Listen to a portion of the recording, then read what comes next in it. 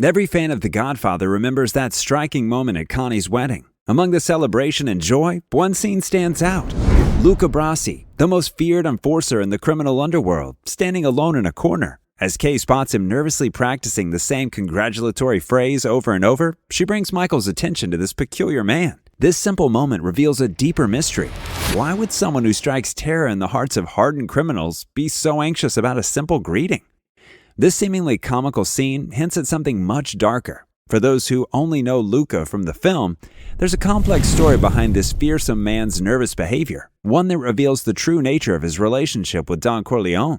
In the novel, Luca Brasi emerges as a legendary figure of violence. His early life was shaped by a devastating family dynamic. His father, a weak man, cuckolded by their landlord who slept with Luca's mother, represented everything Luca grew to despise about compromised masculinity. The situation exploded when his father, in a rage, stabbed his mother, killing her and her unborn child. Luca's response was swift and brutal. He murdered both the landlord and his father, marking the beginning of his violent path.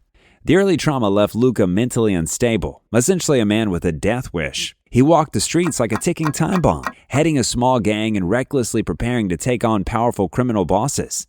His reputation grew to mythic proportions within the criminal underworld.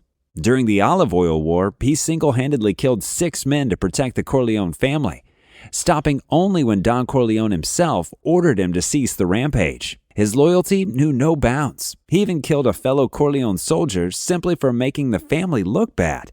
When Al Capone sent his best hitman to kill Vito, Luca's response was terrifyingly efficient. He gagged one man so tightly, the hitman choked to death on his restraint while Luca dismembered his partner with an axe. But it was a different incident that revealed the true depths of his darkness. When his Irish girlfriend became pregnant, Luca forced a local midwife to throw his newborn child into a furnace, declaring he wanted none of that race to live. Days later, he murdered the child's mother. The terrified midwife, fearing she would be next, sought protection from the Corleone family. Instead of having Luca killed, Don Corleone intervened, protecting the midwife while bringing Luca under his control. Later imprisoned and consumed by his demons, Luca attempted suicide in his prison cell using a rope. It was there that Don Corleone showed his unique understanding of violent men. Having witnessed his own family murdered as a child in Sicily, Vito intimately understood the cyclical nature of violence in their world. He visited Luca in prison and promised to help him, eventually securing his release. The act of mercy and understanding created a bond that transformed Luca's life. Don Corleone had profound insight into men like Luca. He described them as walking through life shouting, "Kill me!" Men who provoke danger because they don't fear death. They quarrel in gambling games, jump out of their automobiles in rage if someone scratches their fender, humiliate and bully people whose capabilities they don't know. But Vito understood the key wasn't controlling such men through fear, but becoming the one person they couldn't bear to disappoint. Luca was like an attack dog. Even when obedient, he might lash out at a wedding guest for an imagined slight if not carefully managed. That's what makes Luca's nervousness so profound. Death? He could handle that. Pain? That was an old friend. But the thought of disappointing the one person who gave him dignity, that terrified him to his core. Even the simple act of presenting a gift at Connie's wedding became a delicate matter. Luca took a long time deciding how much to give the bride. He wanted it to be more than what others gave, a reflection of his unique devotion.